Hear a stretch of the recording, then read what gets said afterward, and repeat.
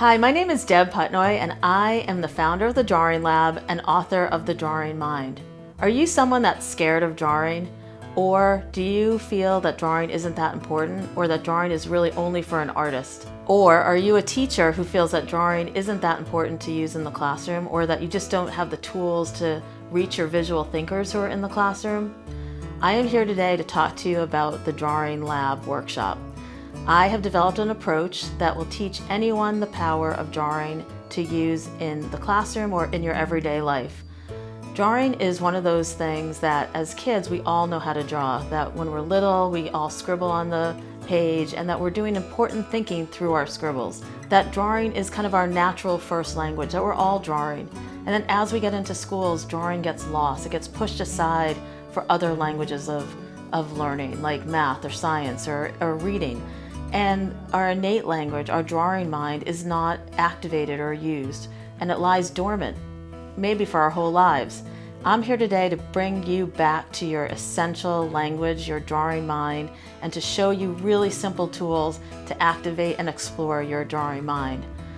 I too was really scared of drawing. When I went to art school, I was in my first drawing class and I looked around and I was like, oh my God, I can't draw anything. Like everyone around me could draw perfect, realistic drawings, and I would just look at my paper and think, I'm never going to be able to draw. This is so out of my comfort zone. I'm in art school. I feel like a fraud. And I spent the next year drawing 6 hours, sometimes 10 hours a day in different drawing courses.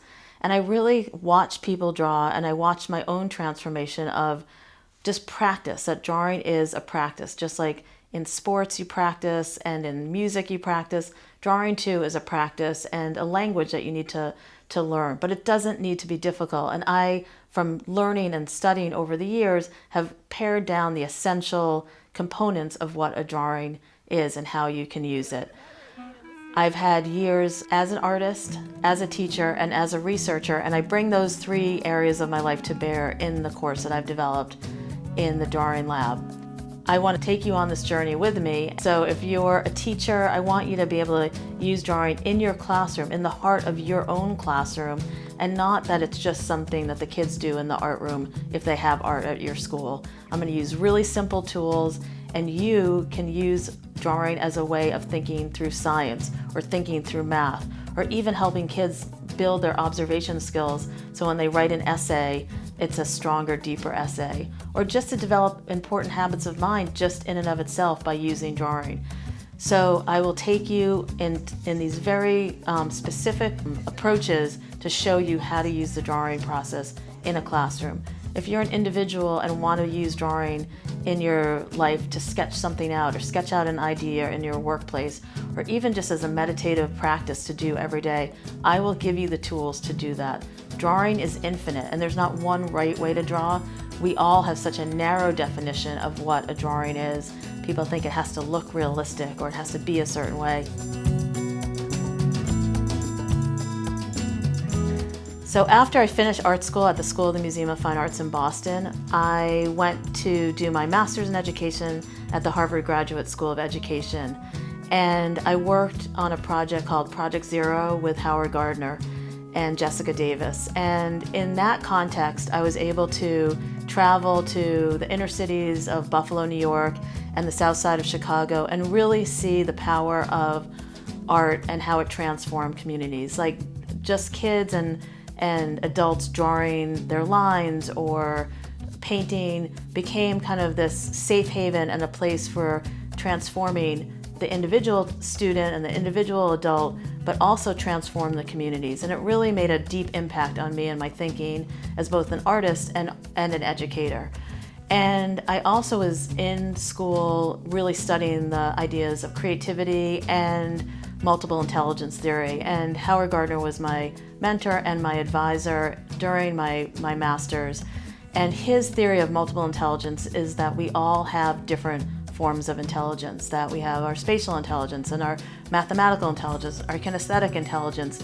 And I really focused in on the spatial intelligence, or the visual thinkers. It's great to kind of talk about all these entry points into learning, but there are some teachers that are just not comfortable helping their visual learners because they themselves are not visual thinkers. So how do you get inside a classroom environment and help the visual thinkers and help teachers help those visual thinkers. I really want to create something that was very, very simple, that I could go into classrooms and teach teachers and students this very essential language of drawing, so it became a thinking tool for the visual thinkers in the classroom, and also for everyone in the classroom. Just as I had to learn math, which wasn't my strong point, I wanted the mathematical thinkers and the linguistic thinkers and everyone to also learn drawing skills and visual thinking skills so they could use those in their other aspects of living and life and learning.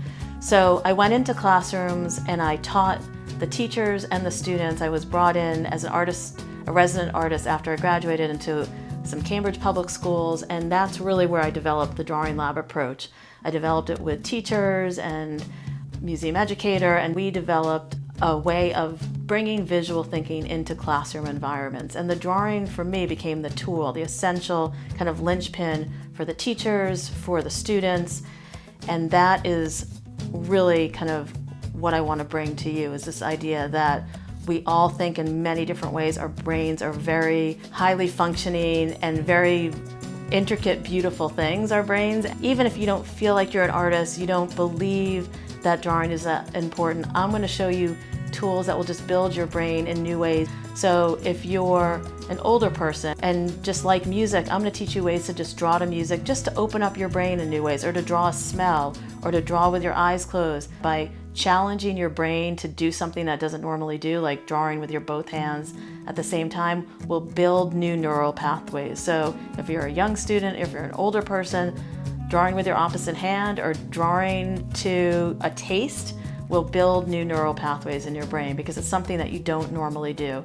So I'm really, really excited to teach all of you the power of drawing in all these different ways and for all these different reasons, because I think drawing is such a powerful tool.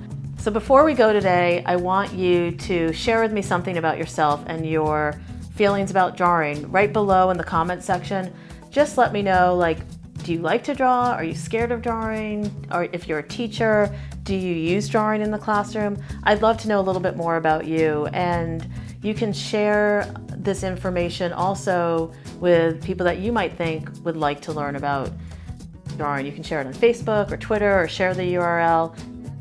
I've been doing this for a long time now, and I really have seen great transformation happen from young students, from older people, people that have never drawn before, people that haven't drawn since they were 5. I've worked with principals and janitors and old men and young women. So this Drawing Lab approach is really for anyone that is curious about drawing, wants to get back into drawing, hates drawing or scared of drawing, but wants to really unlock that potential.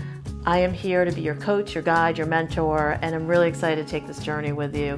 So look out for the video number 2, which is coming out tomorrow, which I'll take you a little bit more into the back end of what is the potential of the Drawing Lab approach.